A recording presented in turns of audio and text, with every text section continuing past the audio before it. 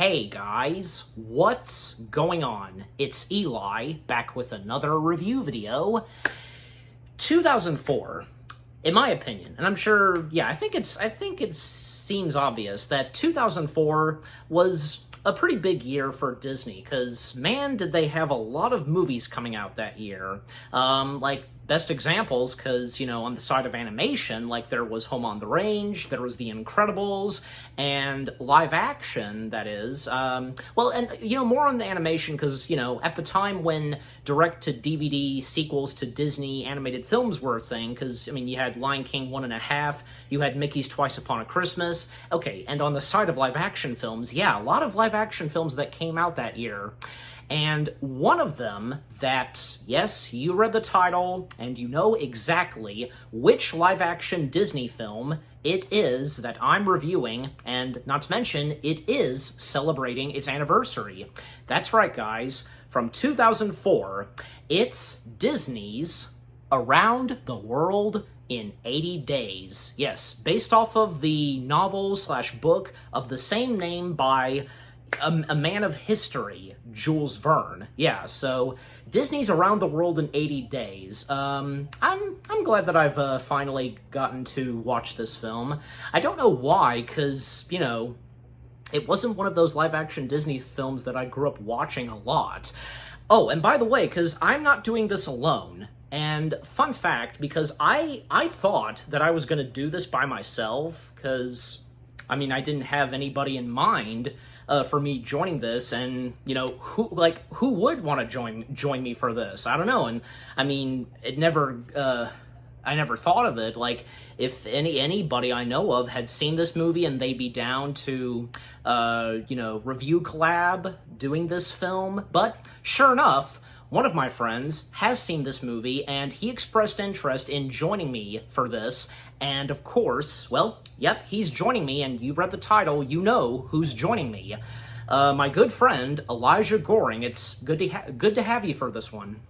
Thanks, man. It's been a pleasure. And as you mentioned about this movie, it's based on the novel, and also it's based on the 1956 movie from United Artists, which is a division of MGM at some point. Right. But keep in mind, because there have been plenty of other movie adaptations of the story. So I don't think Disney's Around the World in 80 Days is an exact remake of, one of the original movie adaptations that you mentioned. Again, all it is just another movie adaptation of one of Jules Verne's stories. That's all.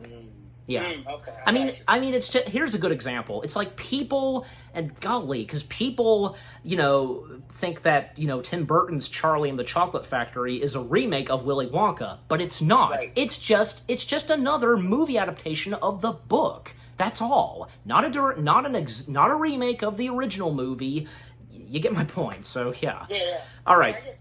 Okay, so, and that goes for you too, viewers. But anyway, so the first things I have to say about Disney's Around the World in 80 Days. Well, as I did mention, because it was not one of those Disney films in the early 2000s that I grew up with, and I watched it a lot, because I think for most of us, we did watch a handful of Disney films in the early 2000s, and we would just watch them constantly. But this one was not one of them for me. I don't know, because maybe, I don't think I really knew about the movie's existence at the time. I don't think my parents did either. I don't know. And nor did we get a DVD copy of it. But at the same time, because I did know about its existence later on, never got a chance to watch it. I remember watching the trailer for this. Like, when it came to Disney's The Alamo under the Touchstone Pictures logo, because I remember watching the trailer on there, and I was wondering, I know I want to review this sometime, but how soon? And I decided, hey, you know what, I'll do this, and so on, and now I have. And again, seeing as how this movie is celebrating its anniversary, I gotta say, now that I finally have seen/watched Disney's Around the World in 80 Days, and thanks to Disney Plus, because that's where I watched it, my very first time watching the movie, I think Around the World in 80 Days, Disney's adaptation of it. Right. Not that bad. I don't think it's that bad. I mean, I know it's not the best live action film of Disney's, and unfortunately, it wasn't received that well. But at the same time, there's no doubt that there are some people like me, and that also goes for Elijah, that do like Disney's movie adaptation of Around the World in 80 Days. And not to mention, Disney is no stranger to doing anything Jules Verne. Like, take for example, how, because Jules Verne, like, to mention a little bit about Jules Verne himself, like, as I said, a man of our history, and how he envisioned the future and the stories that he wrote in novels / books, and, years later, some of his stories being turned into movies, and, some of them doing pretty good, decent, etc., and just how they were brought to life on the big screen from what was in his stories. And for Disney, because what they've done of Jules Verne, well, because I think for a lot of us, we should all know that the best movie adaptation they did of something of Jules Verne is, I think, with no doubt about it, a live-action Disney gem, a classic live-action Disney gem, 20,000 Leagues Under the Sea. Now that was a really good one. And fast forward, well, because they would once again do another movie adaptation of one of his stories, which being this. And also, on the side of Disney parks, how they would incorporate Jules Verne stuff in the Disney parks, most notably Tomorrowland. I think a little bit in Disneyland, and especially in Disneyland Paris. And not to mention, because and an extinct Disney attraction in Magic Kingdom's Tomorrowland in Florida, it was called Timekeeper, and how Jules Verne is a part of that attraction, and how he was accidentally brought into the future and experiencing what things are like in the future, from trains to vehicles and so on. And if you guys are familiar with that extinct Disney attraction, and Timekeeper being voiced by the late legendary Robin Williams. So, yeah. So, with Around the World in 80 Days, like I said, I don't think it's that bad. Sure, it's not the best, but at the same time, there are those like me and Elijah that come to like it. And what Disney's Around the World in 80 Days film has to offer and such, I mean, it does so deliver exactly like what's in the book, traveling the world in 80 days, our characters and such, and yeah. Okay, now we'll come to you, Elijah. What are the first things you have to say about Disney's Around the World in 80 Days? Good question. Before I say, good thing I threw myself into this movie review of this Disney and World of Media classic. I mean, well, you're my good friend at some point. What I like about the movie is it was an interesting concept, and the concept was not like bad. But Disney and World of Media have been partnering together since Holes, like a year before, and now I know they did Chronicles of Narnia, the first two Chronicles of Narnia films, and right. And Embrace of Terabithia. It's one right. of my favorite movies ever. When I first saw this movie, it was on Star's Saturday premiere. Well, Star's Saturday premiere represents new hit movies come to Star's every Saturday night at 9. And then a year later, I watched this movie again on Star's Kids and Family on cable. And when I first saw this movie, I thought Jackie Chan did a great job, and so has Steve Coogan and the cast. And I really love Jackie Chan's performance and Steve Coogan's performance as Phineas Fogg. But the movie was a really good movie to me, and I really loved the movie. I thought it was fun. I thought it was very cliche, but it's not cliche. But I mentioned about Disney movies in 2004, and it's not a lot of live action movies on that year, but it's big. This year, 2004 was a huge year, and it's a huge deal. The Incredibles was a big hit. Home of the Rage sadly wasn't a hit. It was all right. I remember seeing that movie in theaters. I actually Around the World in 80 Days I saw in 2005, like a year later, on Star's Saturday premiere, and starred Skins and Family in 2006. Well, as we speak, I have the movie on DVD. I bought it at Amazon like last year for my birthday gift. Okay, so yeah, well said. All right. Now with that out of the way, because what me and him had, our first things we had to say about the film, as always, for me, read the description / the story. Phileas Fogg, I'm pretty sure I got the first name right, is an inventor living in Victorian England. He believes he can travel around the world in 80 days. Another inventor challenges him to make the trip, and Phileas agrees. Accompanying Phileas on his journey are his royal manservant, Passepartout, and Monarchy, if I'm saying that right, a beautiful navigator utilizing a variety of transportation means and Passepartout's martial arts skills. The trio embarks on a global spanning adventure. Okay, so getting into the movie itself, because with the story itself, because first off, because I didn't really see that much of this movie. Like, before watching it, I didn't see that I don't think I watched any clips and such that you could find sometimes on YouTube. But because we, of course, one of the first characters we get our introduction of, is, Jackie Chan, who plays, and, he actually, because he came out of, the England bank, and he basically stole something. The police are on his tail, and not long after that, because him escaping, he comes face to face with one of the other main characters, Phileas Fogg, played by Steve Coogan. And Fogg is basically an inventor, and one of the biggest things for Fogg is that, he, wanting to make something fly, make a flying contraption, and so on. And that sounds very eerie familiar to someone else, two people, I should say, that are wanting to do the same thing, but we'll get to that later on. Phileas Fogg had a valet basically testing out all of his contraptions, but unfortunately his valet quit, and now, he needs to have a new valet, and sure enough, it's Jackie Chan. And, Jackie Chan's character basically has to make up a name, and, to stay away from the police so he can remain with Phileas Fogg. So he comes up with a name, which being Passepartout, but we do, of course, find out what his real name is later on.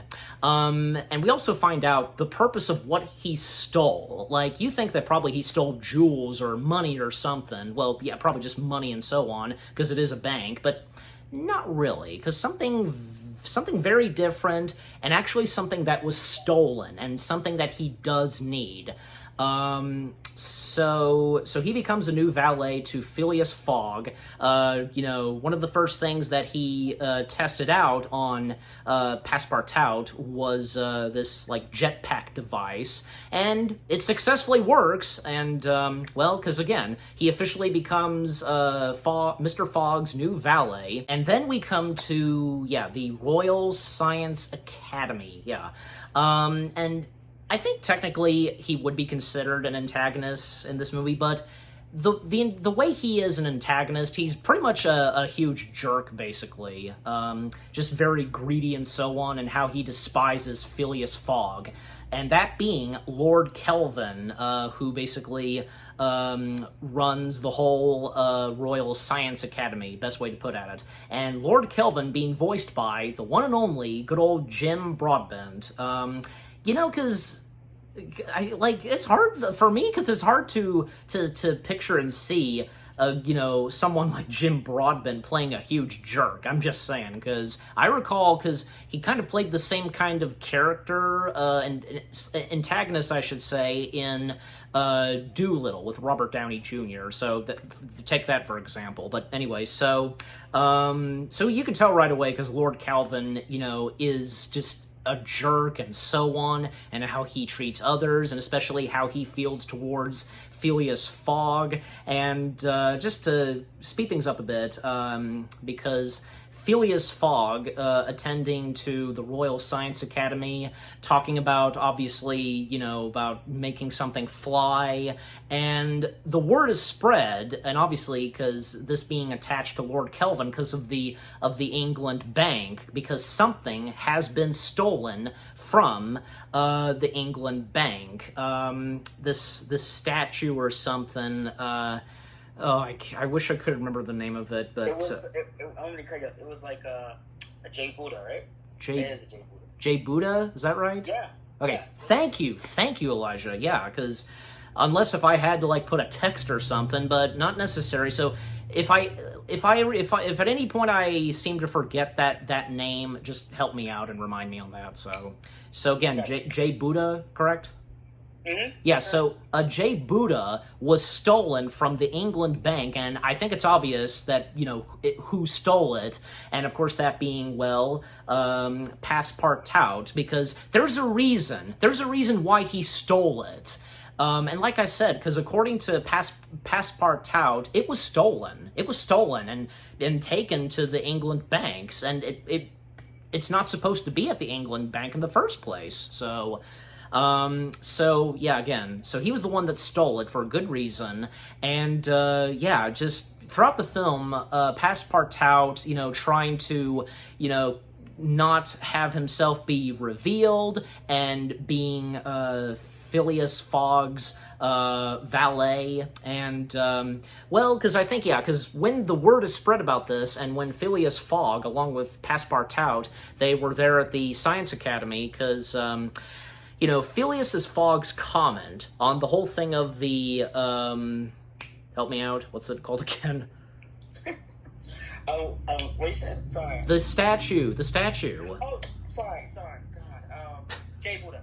Thank you, J Buddha. So, what did I tell you? Because I would need your help to remind me on the name of that statue. So, the J Buddha, because Phileas Fogg's comment on the statue, the J Buddha, and as something about, I think maybe he could find it or something, and basically a challenge happens, and the challenge is that, possibly Phileas Fogg can travel the world in 80 days. I mean, not the whole world, but some well-known places on the planet Earth and such, and he could be back in London, England on day 80 or 81, so yeah. 80, it was 80. Yeah, but still, I think number 81 was brought up in this movie at some point, a few times, so I know I heard it at some point, but anyways.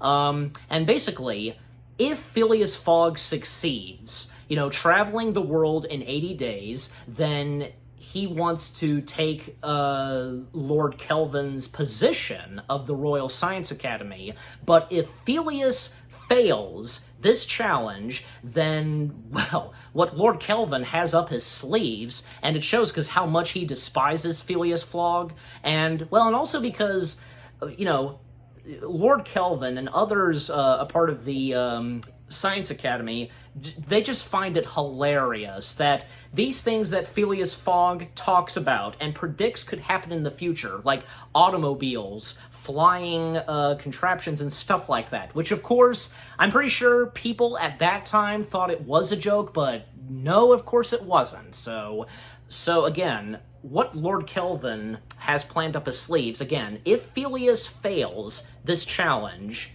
then he would basically have to give up being an inventor, and he would basically lose everything, the best way to put at it. And, Phileas, he is up for that challenge, and thus it begins. And so, making their destination, leaving England, and from there on. And also, because at one point, because they were going to be using an invention that Mr. Fogg invented that can run on its own without horses, and throughout this movie, both of them always bumping into Inspector Fix, played by Ewan Bremner. Okay, but we'll come to you, Elijah, because anything you've got to say with what I've talked about so far? Yeah, I mean, I'm not gonna lie, I really love Steve Coogan's character, Phileas Fogg. You know what's funny? I was thinking about cosplaying that character in my head. so it's hard to research what the costume, what he wears, and stuff like that on Google. But I mean, to me, I feel like he's combined to Flint Lockwood from Cloudy with a Chance of Meatballs movies or series, whatever. And also, I don't mean to cut you off, but also another well-known thing that Steve Coogan has done, I should say, is are the night at the museum films. Oh yeah, I remember those.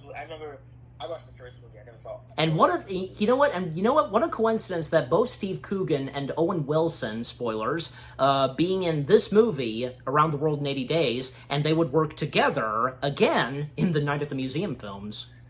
That's crazy. Like I said, I remember seeing Steve Coogan in a movie called The Indian in the Cupboard.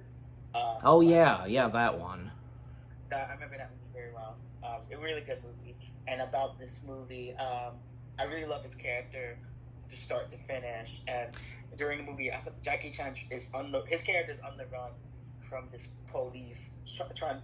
I don't know. He tried to steal some Jay Buddha. I thought he was robbing a bank, so he had to go undercover to be Phineas Fogg's partner. It's because it seems, I don't mean to cut you off again, but it seems like he might have, you think that maybe he probably would be, a typical robber, of a bank, stealing, money and such, but no, something in the bank that's very different and a very good reason why he stole it, so. Right. Getting back to my conversation, I don't know why he stole that Jay Buddha, because I think it was a fortune, probably, especially in the people in China. Well, are you sure you do or you do not remember the real reason why he stole it? I think so. I remember probably it's that woman.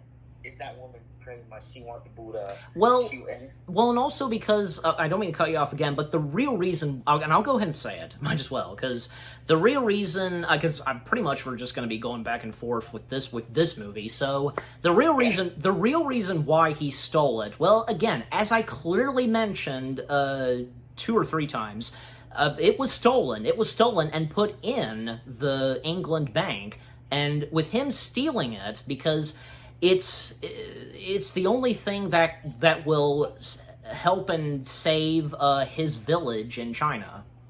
I can see. Yeah, that's yeah. Interesting. Yeah. That's an interesting twist, though. But getting back to, like I said, not about the discussion Jay Buddha. But reason why he went to Steve Coogan's character just to get away from the police as undercover. I thought Jackie Chan was like he working undercover at some point, but now and then, as I'm mentioning about this town hall, this big dude, the Lord Kevin, whatever. Lord Kelvin. Thank you for correcting me, Lord Kelvin. Challenged Phineas Fogg. Challenged the world, go around the world in 80 days. If he fails, God forbid, he's gonna lose his home, especially his inventions. And I thought, that's crap. Why do you do such? And also that is the dumbest thing I've ever heard in my entire life. Going around the world in 80 days. How are you gonna survive? How are you gonna manage to survive? How are you gonna eat? How are you gonna deal with this crap? Well, Elijah, in this movie, they found a way and they succeeded. I'm happy for them. I'm happy for them for their characters, and but I mean, I feel like Steve Coogan's character is my favorite character to start to finish throughout the movie. And Jackie Chan. You know something else about Steve Coogan, because, I mean, this wasn't the only, Disney material he did, because I'm sure most of you probably don't even know about this, because it's very underrated, a very underrated piece of Disney live-action material, because in the late 90s, Steve Coogan was, I think, Mr. Mole in Disney's live-action version of Wind of the Willows. So Wind of the Willows, I've never heard of that. But it's funny, as I mentioned Steve Coogan, I've known him from the Night in the Museum, like you said, and in the cover, like I said, and also he did called Alan. I don't mean to cut you off. Sorry, he did Alan Partridge from BBC, right, like a sitcom. Yeah, and he was. And I also wanted to point this out, I don't mean to cut you off either, but he was also Hades in Percy Jackson, the Lightning Thief. Well, same studio with Fox. Yep. And what I was going to say, Hamlet 2, overrated movies from Focus Features, and any undercovers from Columbia Pictures and Paramount Pictures Right. as well. But I like that movie though. It's a very cute movie, but it's based on the book. And this movie, you're right. It is it's very overrated. I don't know why it could have been better, because I don't care about the underrated, overrated terms. But I really like this movie in my personal opinion because it's a fun movie to watch. As growing up, but it's a huge deal. But I don't know why this movie flopped in the box office. But I don't care about that. It was a good movie at some point, but it's fun for the entire family. It's a Disney movie, and also it's a Disney and Walden Media movie. Yeah. Well, Walden Media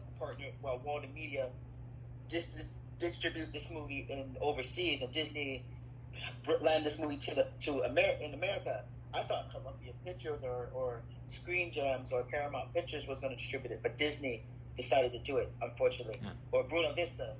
Okay. In that division.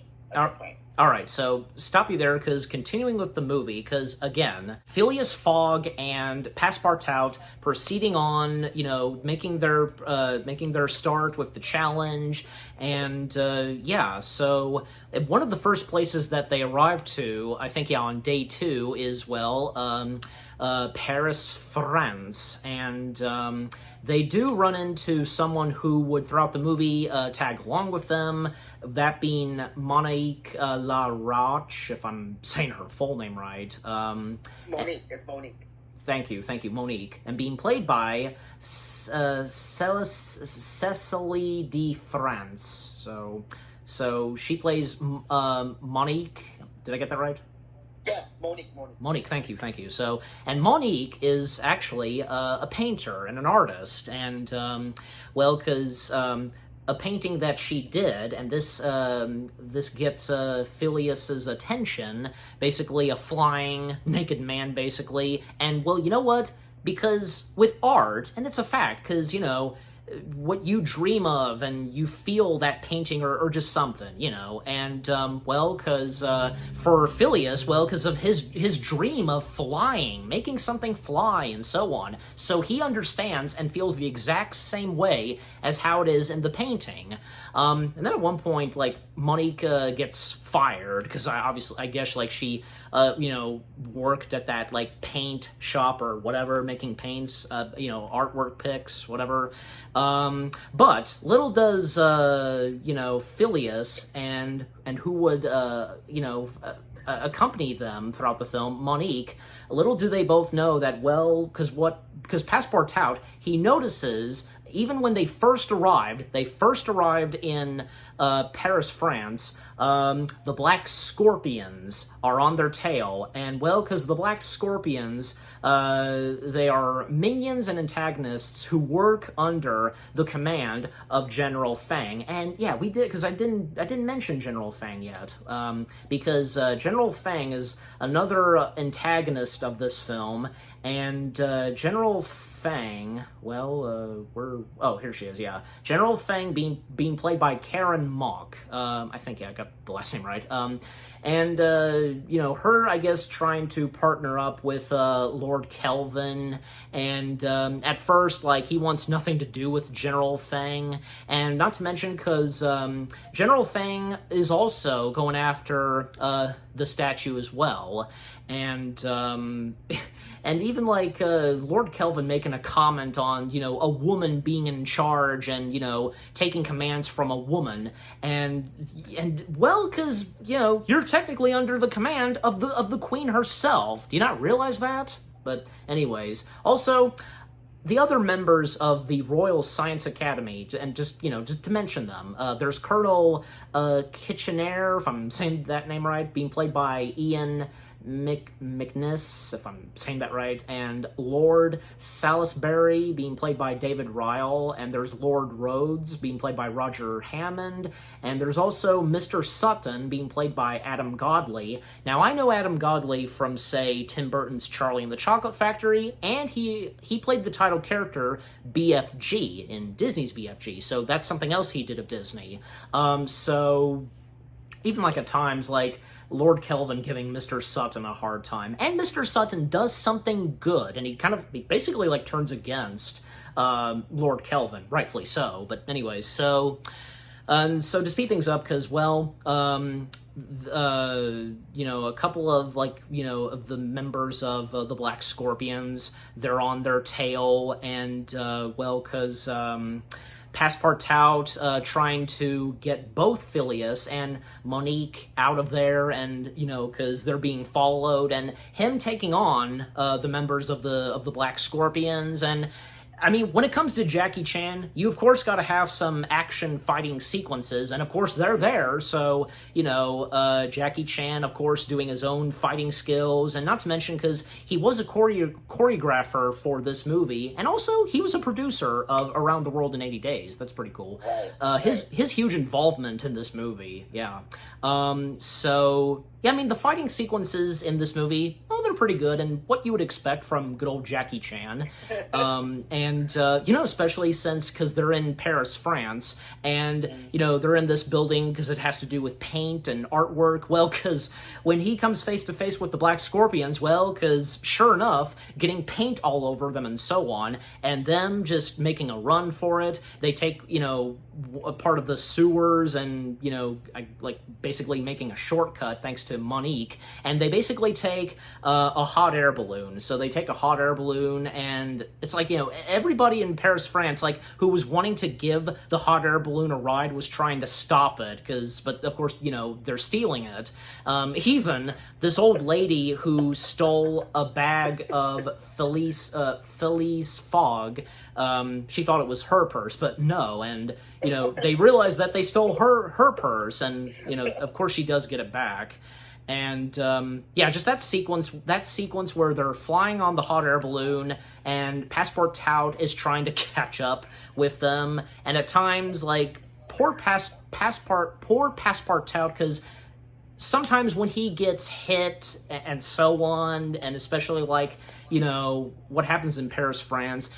And there were a few times, while he was trying to get back on the hot air balloon, he did save the day a few times, putting out a fire and, of course, stopping the Black Scorpion minions. And, of course, eventually they got out of there and they proceed on their journey. And also, at times, them taking trains, this is in this movie. They take the Orient Express, so that being in there.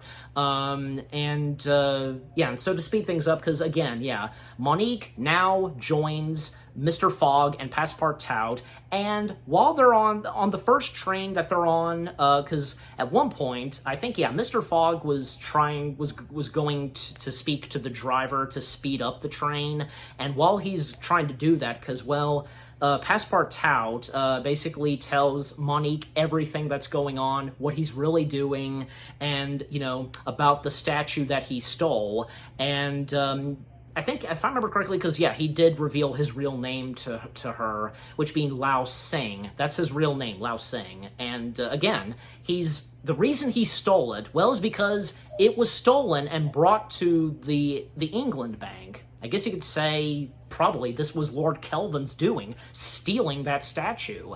And for him stealing it and bringing it back to his family and people in this one village in one part of China, because it can save his village and all those that he loves. And also this having to do with General Fang and the Black Scorpions, so they don't have to deal with them, etc. So Monique, she goes along with this, and, because a little bit in this movie, Phileas Fogg was trying to get rid of Monique, have her not join for the whole journey. In fact, because, dropping her off at some place, safe and sound, so she can proceed on what she's doing, exploring like they are, but, because now that Monique knows what Lao Sang told her, because they basically play along and trick Mr. Fogg, saying that, they realize that they are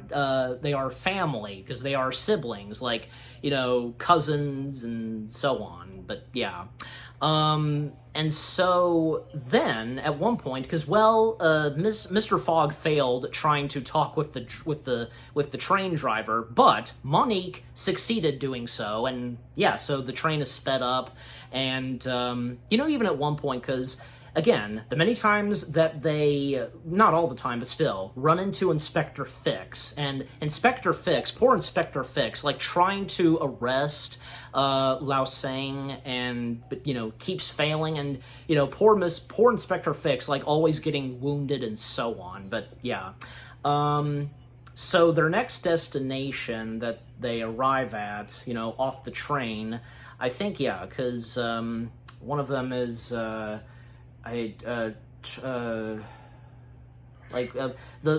Arnold Schwarzenegger's character. Do you remember that location? Yeah, I think it's somewhere in Egypt or something like that. I didn't even get Turkey? a chance to talk to.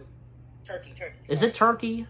Something like that, yeah. Yeah, but, yeah, so, and because we mentioned Arnold Schwarzenegger, yeah, because this movie, having a couple of cameos in this, because, they don't have big roles, but they're in there, and, the fact that these big star names, they play historical figures, so when they arrive in Turkey, I believe, yeah, because that's when we get the appearance of Prince Happy, and that's spelled H-A-P-I, being played by the one and only good old Arnold Schwarzenegger. Yeah, so he plays the prince, and basically they are like his soldiers, like his men. Basically, bring Mr. Fogg and Lao Sang and Monique to his palace, and apparently the prince knows Monique, but yeah, okay, but we'll come to you, Elijah, because what do you have to say, where I've come to so far and what I've talked about, etc. So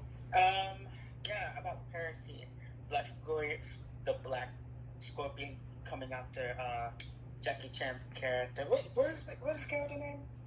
Of Jackie Chan's character? Yeah. Well, are you talking about his real name?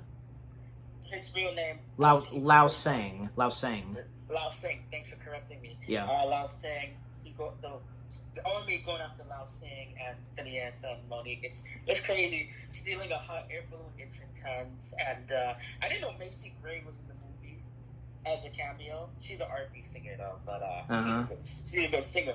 I wasn't shocked that she was in that movie. And then the train scene, it was like crazy. And Monique convinced the train conductors to speed the train up.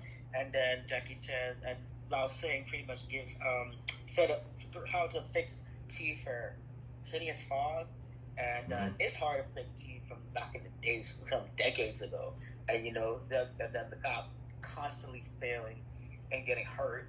I was like, damn, it's crazy. And as you mentioned about Arnold Schwarzenegger's character, the prince, I got that, like, his house is so beautiful. It's like MTV Cribs, you got a pool, you got horses, you got soldiers. Oh my god! And especially the statue. When I remember this movie. When they mess up the statue, it would be, oh my god. Yeah. If I was there in this situation, I'd be like, oh my god. I was holding my mouth.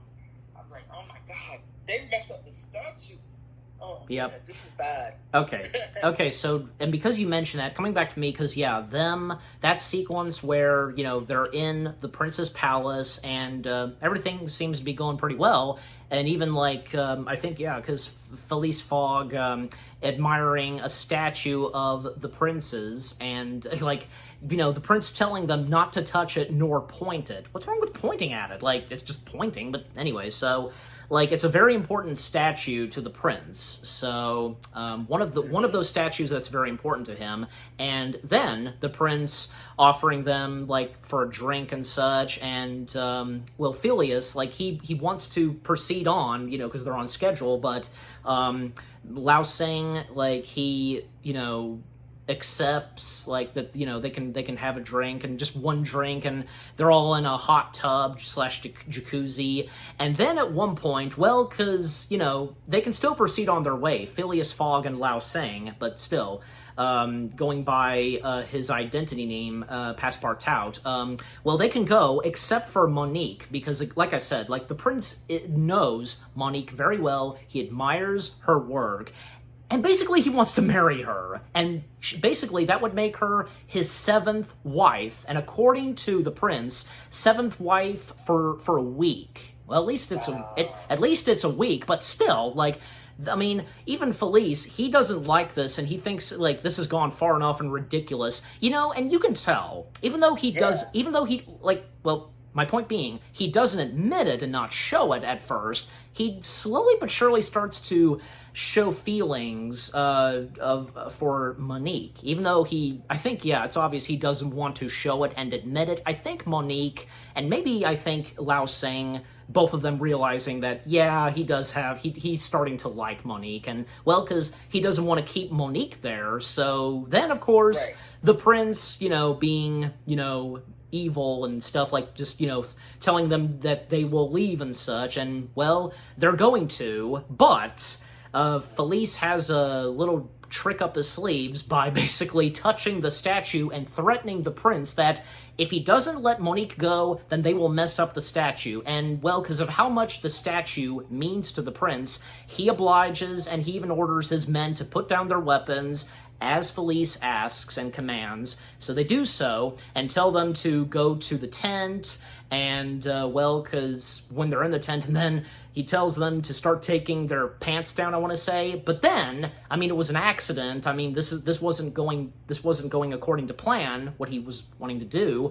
Well, they accidentally break the statue, first with the arm, and then causing it to tip over, and so on. And, well, that's when they really have to get out of there. And, yeah, surprisingly, because it doesn't take them that long to escape. Like, they even block the doors with the arm of the statue. You can even hear the prince behind the doors, open the door, and he's even crying. Like, what a baby. So, like LeBron James or something like that. Yeah, so... It is a liability. I don't mean to cut you off, but I was saying, I think the prince is the prince is a liability. He's a liability, matter of fact.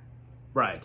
Okay. He's a liability. Yeah, so, alright, so continuing, and to speed things up, because them proceeding on their destination, and, because it seems like, Felice will have Monique still stick with them, and so, them still proceeding, and the different places that they go to, because, them going to, say, India, in one place of India, and also going to Asia, and, even, say, back at the Royal Science Academy, basically, well, and, Phileas Fogg, is being framed, and they find out, sure enough, they do find out that, the one who, stole something from the bank, which turned out to be, what's the name of the statue again?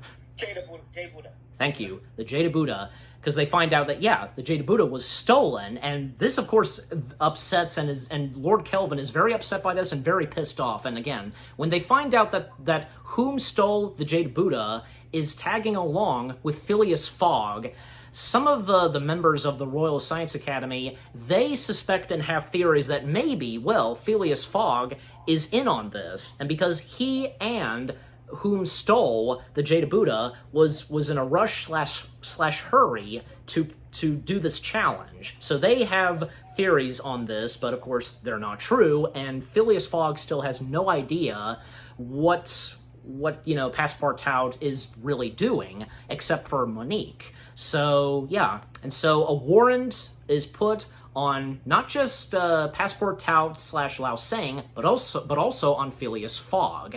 So then, of course, the word is spread about them being wanted and being criminals and such. Even the policemen in India. Yeah, so that's crazy. Yeah, so they are informed about this, and because them being in India, and even say they do at one point run into Inspector Fix yet again.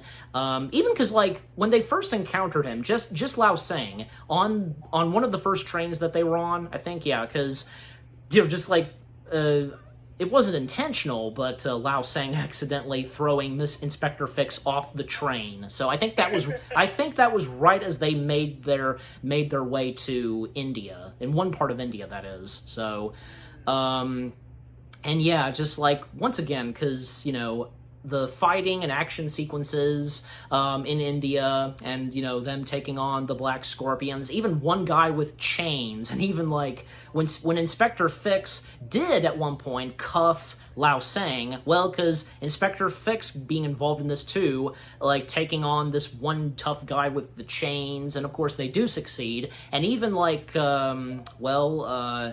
for Monique and Mr. Fogg, them taking on a couple of bad guys, and also because the fact that they had to disguise themselves so they would not be seen by the police, like dressing up as women, and that was pretty funny. I mean, aside from Monique dressing up like pretending to be an Indian woman, so even like also to mention this too, because Felice Fogg's cane, he at one point is trying to use his cane as a weapon, and saying, oh, this part is a knife, and so on, and somehow he does succeed with using his cane, like causing to knock something over, and I think because I might be wrong, like they did no, because I think they came face to face with another female member of the Black Scorpions, not General Fang, so of course, like, they succeed and they get out of there without any trouble getting caught by the police. In fact, because they dressed up Inspector Fix to be Mr. Fogg, and, the policemen fall for that.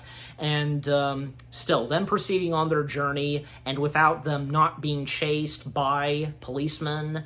And still, to speed things up, because, well, one of their next destinations is China, and by that point, because, well, Lao Sang,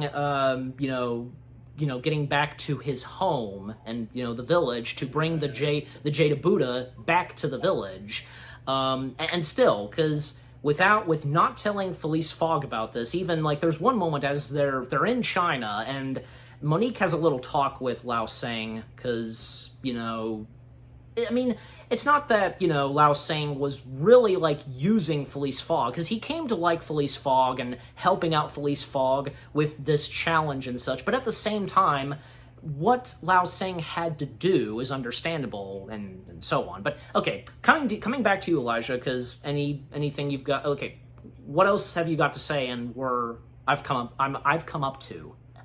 Yeah, yeah, it's funny, man. I mean, the police maybe coming up into the expected. The police coming after the inspector pretend he used to be Mr. Fogg. And it's funny, they're in India, they're trying to escape, and they're on the run. All three of them, they're on the run. Yeah. And then when they're in China, it's like Lao Sing's reunited with his family. He brought Phineas Fogg and Monique, and Phineas Fogg was being stupid at some point. Oh my God.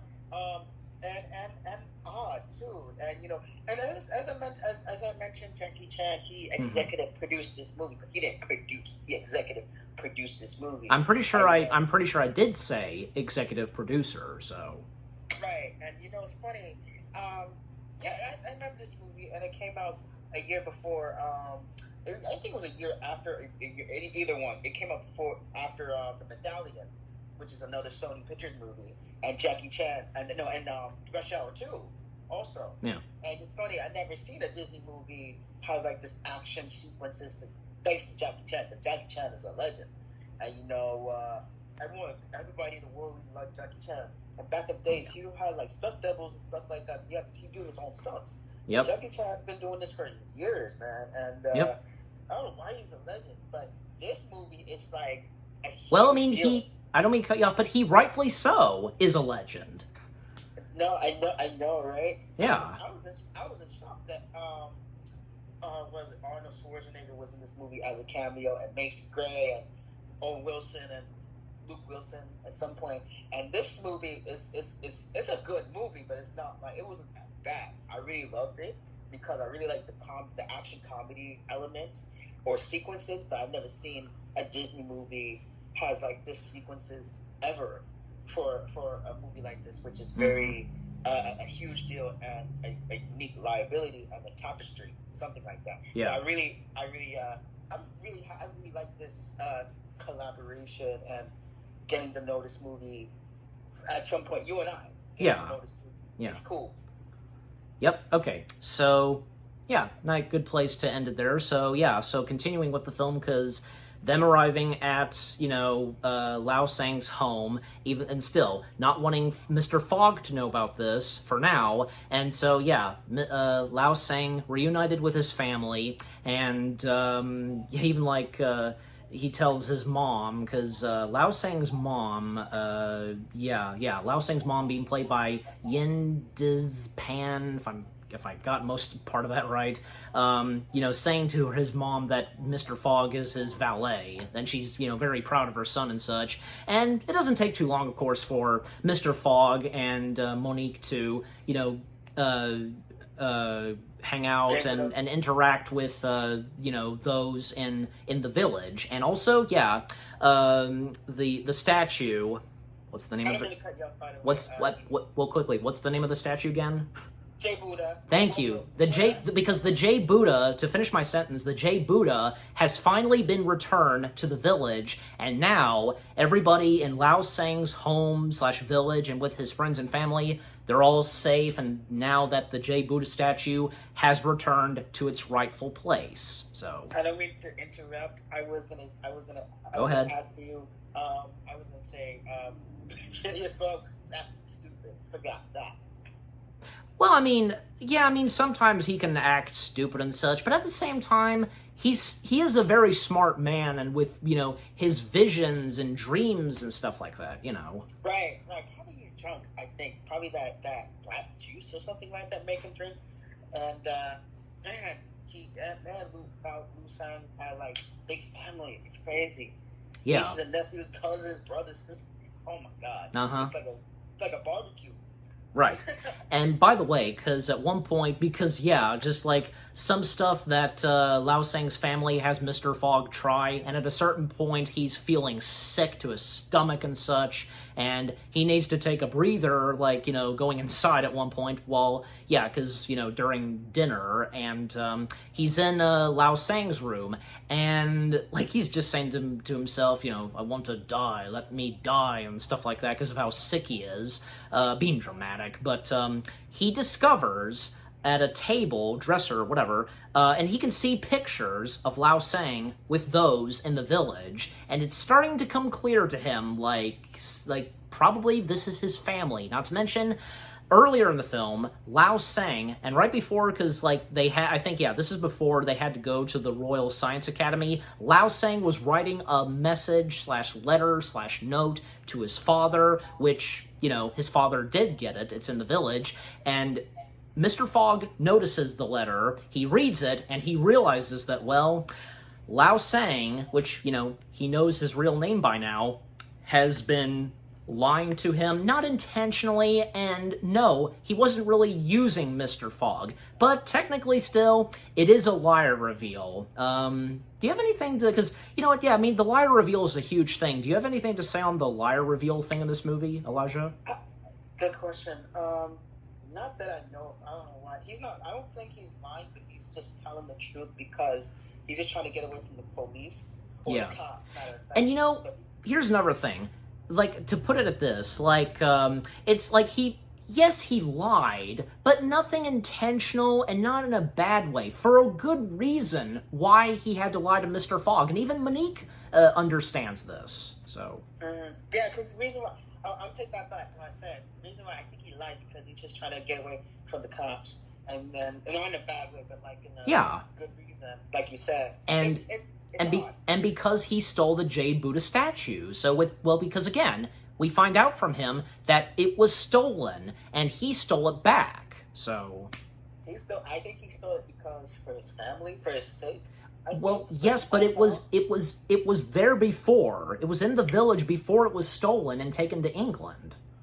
Right. Yeah. Right. Yeah. I understand, man. I definitely understand from what this movie's point of view is. Mm-hmm. Let's just finish off the movie and we can talk back to back. Okay. So continuing with the film, because with Mr. Fogg finding out, and by this point he's through with both Lao Sang and Monique, because of course he found out as well that Monique was involved in this too, because Lao Sang told her this, and Mr. Fogg feeling betrayed and feeling used, even though he really wasn't being used and such. But that's how he feels, and yeah, that's understandable, but still, it's not the case. And basically, he just wants to travel on his own, but before, he leaves, and when Monique told Lao Sang to catch up with him because, bad time to wander off,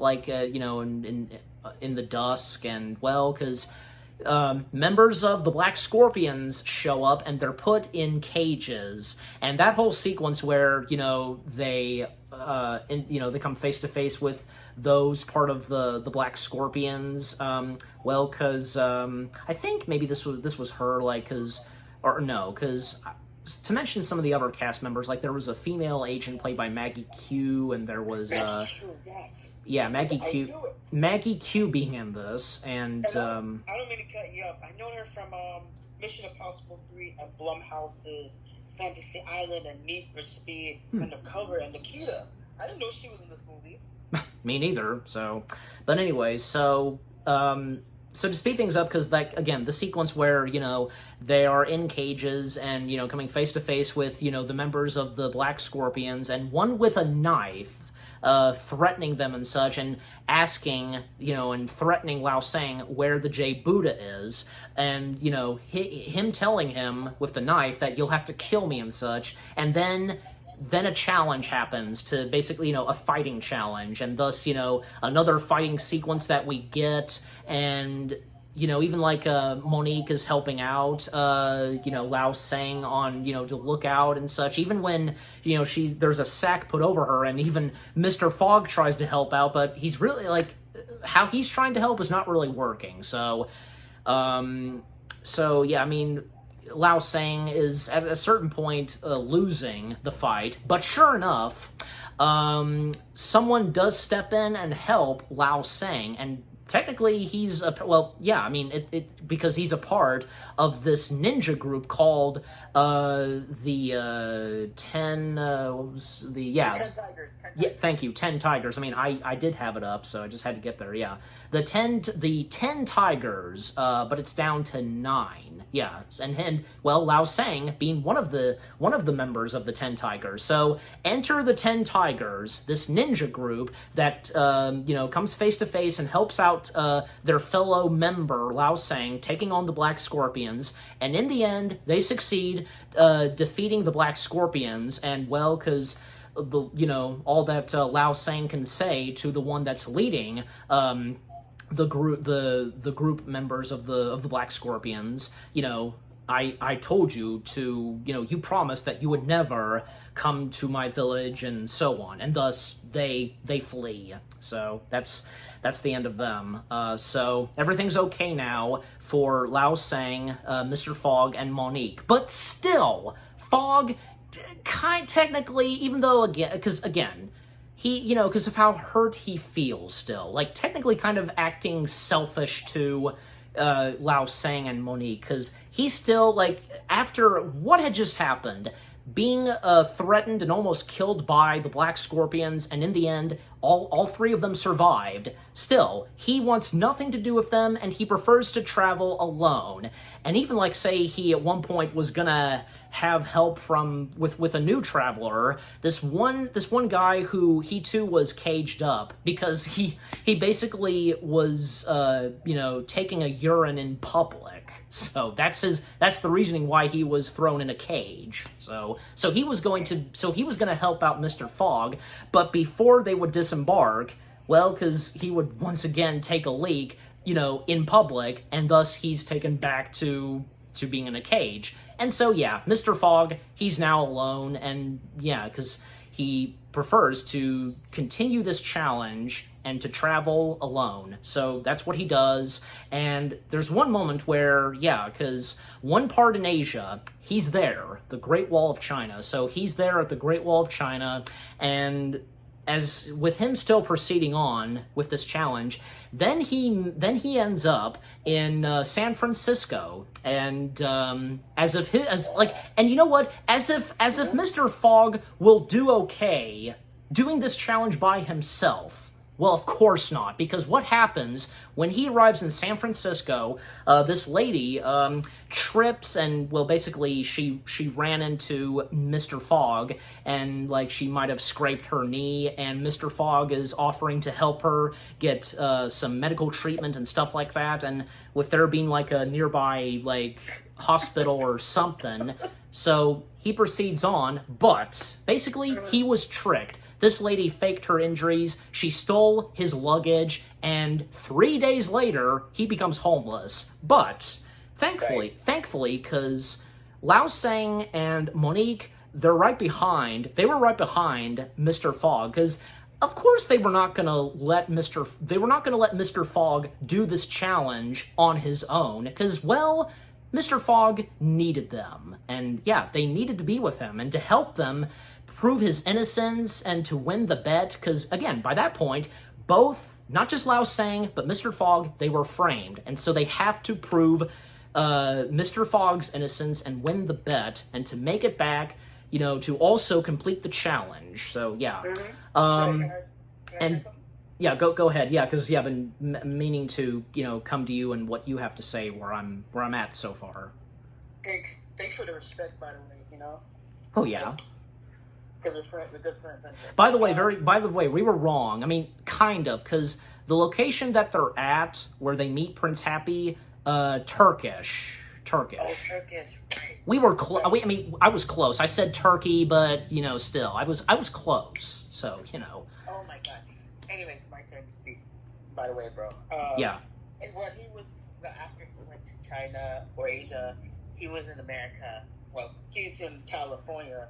Well, as you mentioned, San Francisco, yeah. I've been to California before, but I've never been to San Francisco. But you know, it's funny that he got tricked, and same clothes, same hat, same swag. I'm not gonna lie, he looked very rich and fancy, and his luggage got stolen. And and you know, I read 3 days. You're right. 3 days later, he was homeless, and I didn't know Rob Schneider was in the movie. Yep. You know, he's from one of the Adam Sandler movies. I know him from Home Alone 2. Actually, he was in this movie. I forgot to tell you that. And done more than just Home Alone 2. So he did a couple of Adam Sandler movies at some point, which is funny. Uh-huh. And and the thing is, man, all three of them reunited, and then they placed a bet, and now Mr. Fogg smells bad. He didn't even take a shower. Yeah. Good thing he had to take a shower before this happened, and I think he probably went to a hotel or something like that. I'm saying this as a background, not in the movie, as a deleted reference. No, he went to, I think, in the West or something like that. Yeah, and to stop you right there, I don't mean to stop you, but still, just proceeding on with the film, because, yeah, and since you brought it up, Rob Schneider, his cameo in this, he's a San Francisco hobo interacting and trying to help out poor Mr. Fogg, and trying to give him, like, teaching him some things on how to receive, like, money and such, but that doesn't go so well for Mr. Fogg, and even, like, with how stupid, like, I guess, how stupid the San Francisco hobo is, because, well, you know, thinking, because of this, like, this book or journal that Mr. Fogg has of his ideas and inventions, you know, written down on a book, and his drawings of his you know, inventions, like, the San Francisco hobo, and that's what he's called, that's how he's credited, Rob Schneider, San Francisco hobo. He thinks that the book or something that Mr. Fogg has is witchcraft, but, you know, telling the San Francisco hobo what it is, and even sharing the San Francisco hobo one big dream of his about, you know, flying and so on. And then the San Francisco hobo goes crazy, like, you know, flying birdmen and such, and spreading the word, and that's the last we see of the San Francisco hobo. And not long after that, well, because Monique and Lao Sang, they come across Mr. Fogg, and, well, all three of them are reunited, and thus they proceed on their journey. And as you mentioned, Elijah, because now one of their next destinations is the Wild West. And, well, at first they're having trouble trying to, you know, find directions and where they're specifically supposed to go.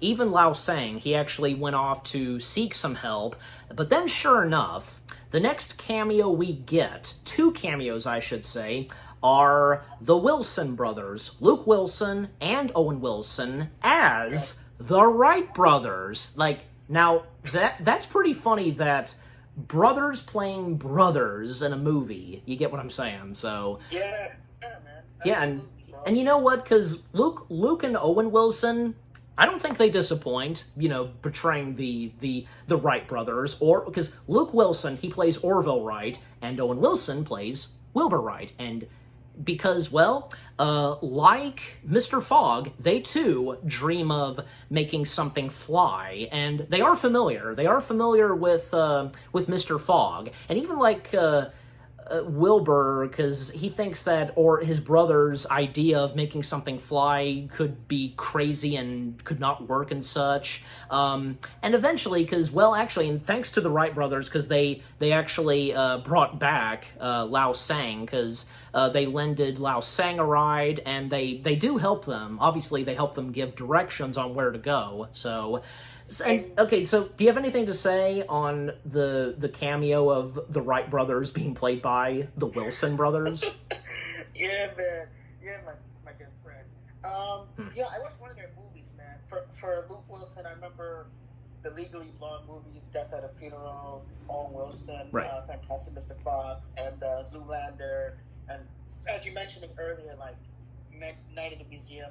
And You know, let's that's a good movie. let's not forget Owen Wilson, the Cars franchise. Yes, I mean I saw the first movie though, but I never watched the last 2 films in the series. I mean the first movie was a hit, and thanks for mentioning me, man. I really appreciate it. Mm-hmm. No problem. And the thing is about them, it's crazy. I mean, I was in shock that they were in this movie too. They're playing as brothers, and they're playing brothers in this movie too. They're real life brothers though. Yes. Yes. And now after that, so basically, Phineas and his friends went to New York. That's where I'm from, to New York City, and everybody's cheering. Everybody's believing in him. Everybody's cheering on him. It's crazy, and it's about having. This movie is about having faith, believing your dreams. Just don't let go, and also finding your passion, Mm-hmm. your courage, your destiny, your faith, and your dreams. Yeah, and now that you bring that up, because, yeah, thanks for that, because, like, after them being in Texas, and they did make their way to New York, and, well, because obviously word was spread about what Mr. Fogg was doing, and the folks of New York, and obviously, like, the newsboys, they are, you know, they have the papers, and obviously this was reported in the papers, and they're just cheering on Mr. Fogg and, you know, his associates, and even like there's one policeman that approaches them and asks them for an autograph, and well, you think the policeman is kind, and Right. you know, he's letting them off the hook, even though they are framed being criminals and robbers and such. So the policeman having them autograph it, but, well, even after that, the policeman is helping them out, you know, getting to their boat. You think he is, but they end up in a different direction in this, like, warehouse building or whatever, and basically, they were tricked. The policeman lured them to General Fang, and the policeman was paid, like, okay, the policeman, I see total firing on that policeman. Man, I would cut you up. If I was in that situation, I thought this guy's an asshole, big time. And not doing the line of duty as a policeman. Yeah, that situation right there that you mentioned, that pisses me off a little bit. Yeah. But and the thing is about cops, man, it's like in this movie, this cop was nice at first. I thought this is a trap. That guy, I'm not gonna. That guy was an asshole, no doubt on that. That guy was an a-hole at some point. And I remember the warehouse scene, and I'm not gonna lie, Phineas Fogg looks handsome, man. Looks hot. The girls like him, like, oh my god, he's fine. But by the way, Elijah, I don't mean to cut you off, but like, you keep saying, you've kept saying at times Phineas, right? Right. It's not Phineas, because I've been saying his name correctly as best I can. Felis Fog. Felis. Fearless Fog. Sorry. Yes. I got it's a strange name, you know. Yeah, they're like some strange names like those. Like, you know, they can sometimes be hard to pronounce. Or I usually say Phineas because that's his name. Or Phileas. Phileas, yeah. Phileas, But also, most of the time, I've also been calling him by Mr. Fogg. Now, that's easy to pronounce, so... Right. Or Mr. Phileas Fogg. Oh, man, sorry to pronounce. It's okay. It's okay, so... Phileas Fogg. Well, Phileas basically, and his friends got trapped in the situation. And Right. now the general is here Yep. to capture them. Right. For the J. Buddha. What is going on? What is the twist? Exactly. So that sequence, yeah, because, you know, as, you know, you brought it up, and as well as I do, because them being ambushed and tricked by that one policeman, them coming face-to-face with General Fang, and, you know, because, can't forget to mention this, because even, like, once again, General Fang trying to team up with Lord Kelvin, which actually, by this point, they do team up, and, well, because they no longer are able to get... you know, the statue, now it's back in China, in the village, well, because there could be something else more valuable that Lord Kelvin could get, and also to, you know, to still, for them to help out Lord Kelvin, General Fang and the Black Scorpions to help out Lord Kelvin to, you know, prevent Mr. Fogg completing the challenge and so on, and, yeah. So again, General Fang and the Black Scorpions coming face-to-face with Lord Fogg, Monique, and of course, Lao Sang, and, well, another fighting sequence, and how, because, well, the Statue of Liberty, and I'm pretty sure because the timing of this movie, that's when, like, the Statue of Liberty was planning to be built, and it was in this warehouse, so, yeah, just them going inside of the head of the Statue of Liberty, and, yeah, just, you know, General Fang and Lao Sang fighting, even when, like, you know, Monique and Mr. Fogg join in the fight, and to speed things up, because in the end, they succeed defeating General Fang and, you know, members of the Black Scorpion, and yeah, so they're defeated, even when it seemed like, well, because something big was about to be tipped over and, you know, going to crush, not just General Fang, but Lao Sang, like, you know, I guess, like, that's in a way, like, Lao Sang sacrificing himself to save his friends, and which, yeah, because it lands down on both of them, but thankfully Lao Sang survived it, and by this point, because, you know, them really having a good friendship, both Lao Sang and Mr. Fogg, and but apparently General Fang is not finished. You know, not to mention General Fang had these long, you know, sharp nails, but eventually, because they all came off thanks to Lao Sang, so while they were fighting, but still having like a couple of knives and weapons up her sleeves, and again, she's not finished, she was not crushed to death, but her trying to go after them, but thankfully, Monique, having a bit of fighting skills of her own, taking down Miss General Fang once and for all, and Lao Sang commenting, saying that you must be the 11th member of the 10 Tigers. So, and so they proceed on trying to catch up with a boat, but like they think that, you know, they're not able to, and they probably might fail, but Lao Sang, he's not giving up, and thankfully, just so happens that there is another boat transportation that they take, and yeah, because that's when the steamer captain steps in, played by Mark Addy, and the steamer captain, you know, knowing who Mr. Fogg is, and how much he respects and likes Mr. Fogg, and even like the steamer captain points this out to all three of them about, you know, him being attacked by a shark and him being a survivor from a shark attack, even showing him, you know, showing them his chest. Apparently he lost both nipples from that shark attack. Oh Jesus! I know. So that is so deep, and I love that as you mentioned about. I don't mean to cut you up. As you mentioned about the shark attack, I thought that was like Jaws. I like that reference. Yeah, something like that. I mean, there were more shark attacks very similar, and how maybe most of them, but mainly one big shark attack that actually happened would be the inspiration for the book Jaws, and then of course later on the book of Jaws would get turned into a movie, as we all know. So exactly. Yeah. Exactly. So and yeah, Mark Addy. Just a quick mention of Mark Addy. Actually, I didn't realize it was him until because when doing this review and having, as always, IMDb up and looking at its IMDb page, Mark Addy. I know him most notably. I know I've probably seen him in maybe one or two more films, but I mostly. Okay, my point being, I mostly remember Mark Addy as Fred Flintstone in the Flintstones Viva Rock Vegas. Is that the sequel with, Prequel, it's a prequel.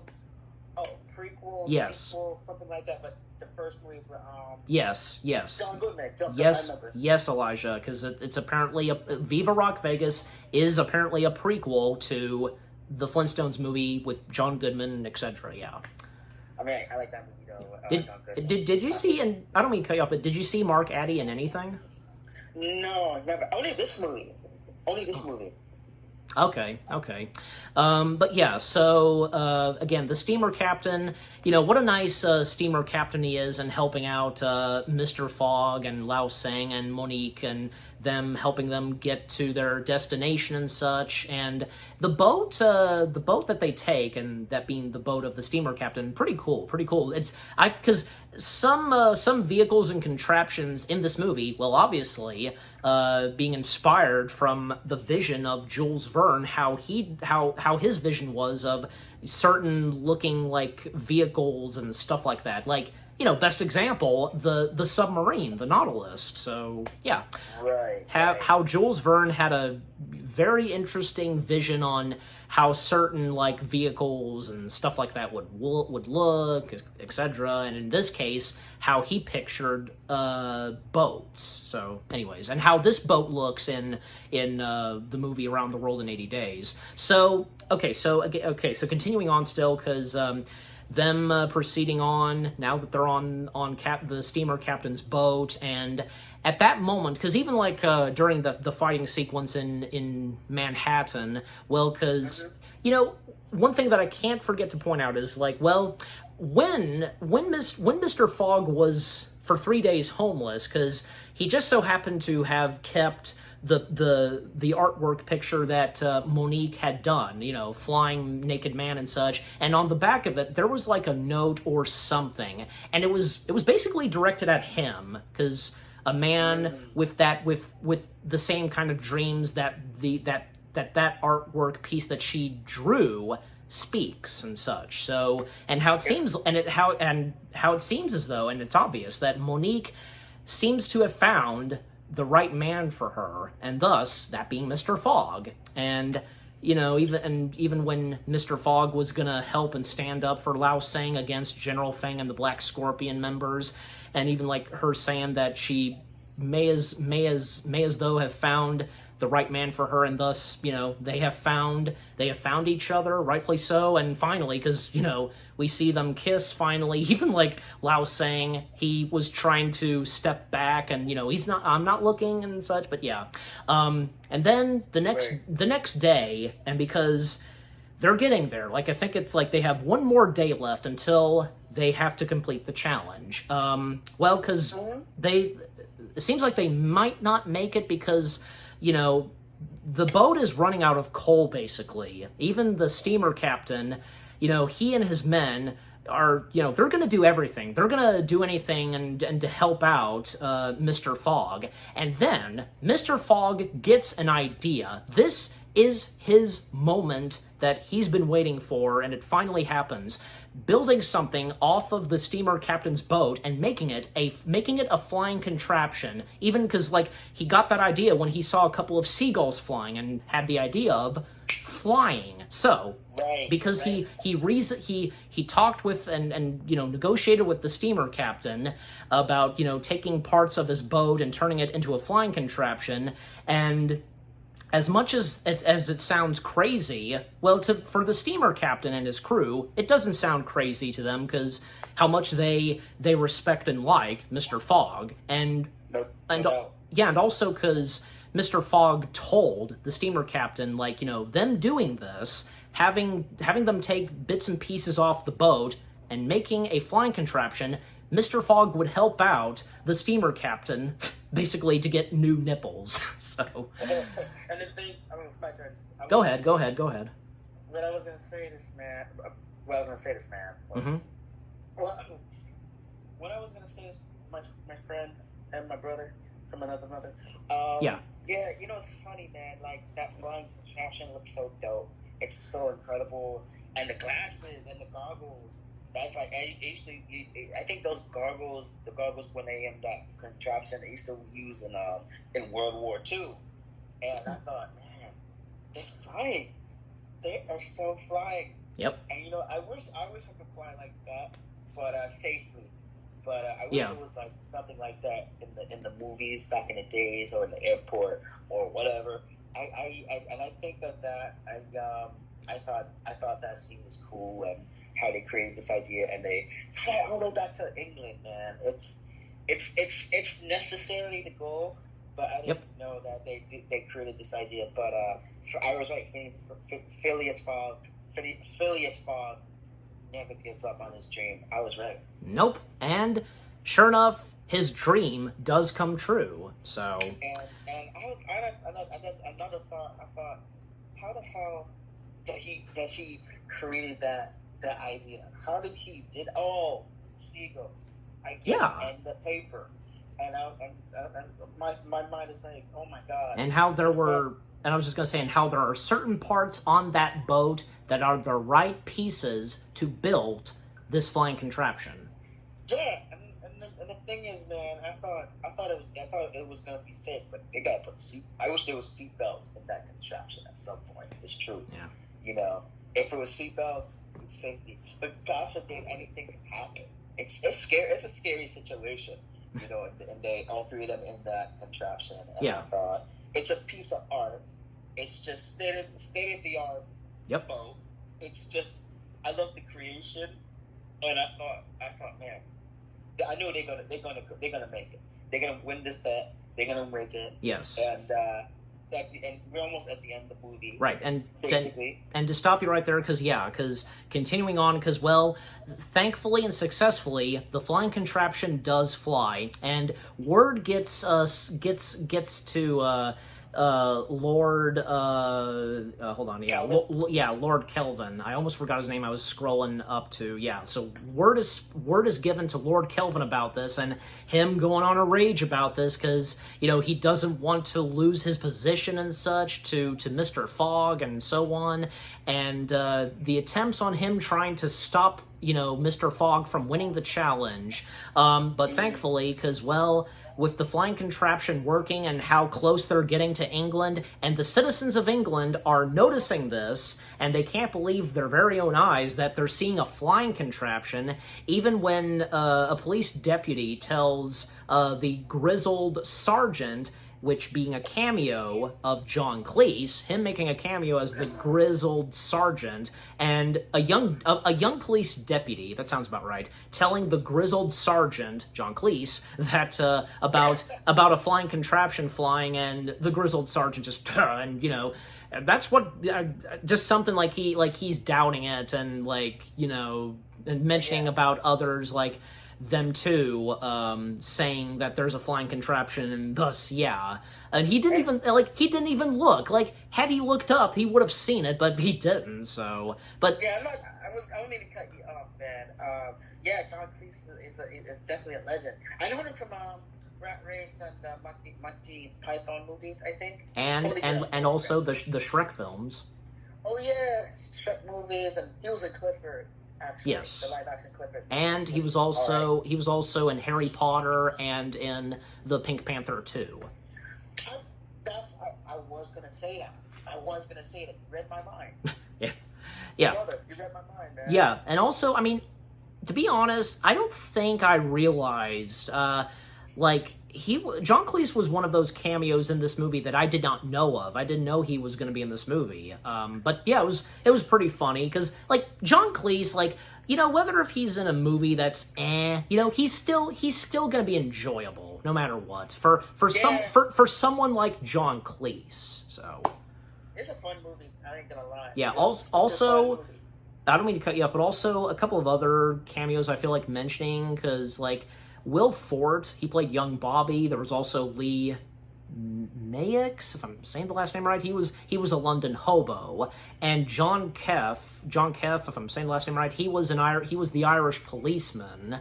Oh yeah, because he was that Irish policeman that I think that you know tricked you know our three main characters. So that was him.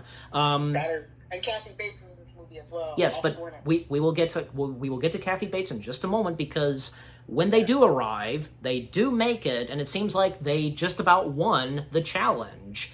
And well, because Lord, hold on. Yeah, I mean, I just wanted to get up there because, you know, Lord Kelvin, you know, he's still unhappy about this, and he wants to see Mr. Fogg behind bars. He wants to ruin Mr. Fogg's life. He has had it up to here and such. But sure enough, Inspector Fix happens to show up, even like when he did get out of being in jail, I assume, when he was suspected and to be Mr. Fogg, but he wasn't, and he came back, you know, reporting to Lord Kelvin about, you know, Mr. Fogg and how Inspector Fix failed to bring anything back, and basically he was booted out of the window, but this time with Inspector Fix, because he's standing up for the three main characters, the trio, because basically telling the citizens of England on what Mr. Kelvin is really like. Even the members of the Royal Science Academy, they all now are turning against Mr. Kelvin and pointing out that he is a bully and such. And slowly but surely, well, Lord Kelvin is being turned away and such. Basically, he's losing. In fact, because, you know, he's like, who will confront me and stuff like that and such, and a little girl points out to Lord Kelvin, the Queen, and, you know, ooh, the Queen, and then Lord Kelvin just starts insulting the Queen of the Queen of England, but little does he realize, calm down, Elijah, little does Lord Kelvin realize that, well, the Queen of England is right there, and you know, he's right behind him. And I had a feeling that this was coming, where, you know, what he says, like, you know, she's right behind me, isn't she? And yeah, so Queen Victoria, we finally seen Queen Victoria, and you know the fact that she is in the top billed cast of this movie, and the fact she appears right at the end of the movie. You know, it's one of those things in some movies, certain actors, you know, you don't see them until very later on in the movie, so Queen Victoria, and as we mentioned, both me and Elijah, Kathy Bates, good old Kathy Bates, plays the role and portrays Queen Victoria, and, well, yeah, Lord Kelvin is basically screwed by this point completely, and Queen Victoria lets Lord Kelvin have it, and, and to speed things up, because, well, Lord Kelvin is going to jail, and everything's okay with Mr. Fogg, even though still, it seems like maybe they didn't complete their challenge, because when it goes to noon or something, like, they didn't make it. But turns out, I think, the best I can describe, their dials were different, and basically, I think they showed up a couple of days early before, on, you know, day 80 that they were supposed to come back. So basically, they won early, and thus, everything's okay now with Mr. Fogg. Like, he won the challenge, but still, you know, having to go in and to win the bet and to prove his innocence and so on. And, even Queen Victoria has Mr. Fogg take Lord Kelvin's place, you know, being the main person in charge of the Royal Science Academy, and thus, yeah, a perfect way to end the film. And I think, there's one more kiss between Mr. Fogg and Monique, and even, nothing bad is going to happen to Lao Sing as well. Yeah, so a good happy ending right there, and how, the camera pans out, because of the planet Earth, and, the end, and, yeah. And by the way, because I like to point this out, that some of the CGI shots in this film, especially the parts where, they're traveling and such, I don't know. I mean, it is, with CGI in the early 2000s, it is what it is. So, and how bits of CGI looked in the early 2000s and in live action films. Yeah. So, but okay. So coming back to you, Elijah, so what do you have to say, about the ending to the film and such? I thought the ending was unexpected, but I didn't know Kathy Bates was in this movie, and I've known her from The Blind Side and The Water Boy and also Misery. She's an Oscar-winning actress at some point. And she was also like a psychopathic woman in this one movie, if you know what I'm talking about. It was Misery.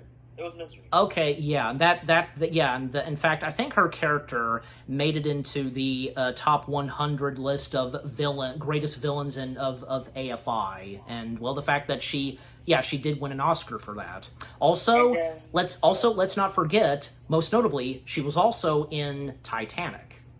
Oh my God, I remember that movie. I forgot from saying that. Thanks for mentioning me about that movie. Yeah. And. Yeah, man, and as you mentioned about getting back to this movie, I was in shock that Lord Calvin was so pissed off and disrespecting Queen. Yeah, I thought, that's crazy. What kind of man does these things to innocent people in London? Why are you disrespecting the Queen? Yeah. Why do you do such a thing like that? Pardon my French, that takes huge balls to mock and offend someone like the Queen of England. Yes, that is crazy. That's some crazy shit. Yeah. At some point, disrespecting the Queen. Pardon my French.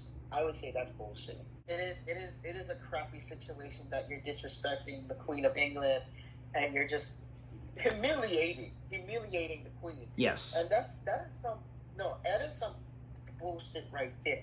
I don't know why this man trying to piss this lady off. And if it was the president of the United States, for example, Obama would be pissed off. Obama would be like, security, get this man out of my face, or worse consequences at some point. Or even probably George W. Bush would be another good example. So. Yeah. Thanks for reminding me. Or even though I've never seen anything like that before, but for a Disney movie like this, it was a huge movie to make. But I don't know why this movie is so failing in the box office. It could have been a hit. It could have been number one in the box office, but sadly, no. Disney is a big studio, but they still have money. Yeah. But sometimes they lose money because I don't know. Probably it's I think it's the development or CGI or anything like that. That happened to the last Indiana Jones movie. That's where they lost their money. Yeah. And Atlantis and Home of the Rage, as we speak, they lost their money too. And it's funny as I mentioned this, I thought Steve Coogan did a great job, but I really loved Steve Coogan throughout this movie. Right, and to stop you right there, because Around the World in 80 Days, it's not the best, and for Disney doing another movie adaptation of one of Jules Verne's stories from his books / novels, at the same time, yes, it didn't do good, but, there are those like me and Elijah that do like this movie, and you know what? It can be fun to watch, no doubt about it. For me, the story was pretty good. The casting and with the characters were pretty good. It had some really good actors / people in this. The music was pretty good too. I did like bits and pieces of the music. The action and fighting sequences, most notably from good old Jackie Chan, and the funny and emotional moments, they're there, especially the funny moments, especially from Steve Coogan.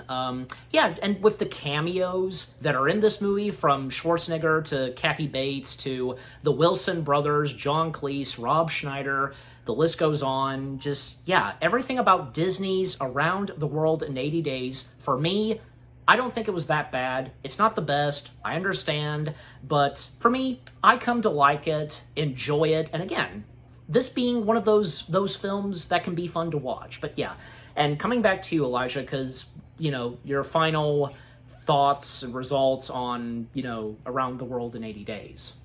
Yeah, thanks, man.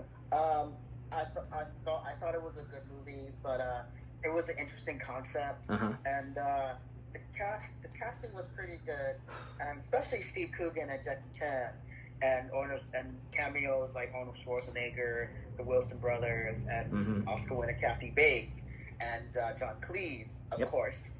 And it's a fun movie to watch, but I know it's not the best Disney movie, but it's underrated. It's like a Disney's hidden gem, especially with all the media in this involvement. But I've never seen a movie like this before. It has like a comedy, action comedy elements, especially dramatic elements.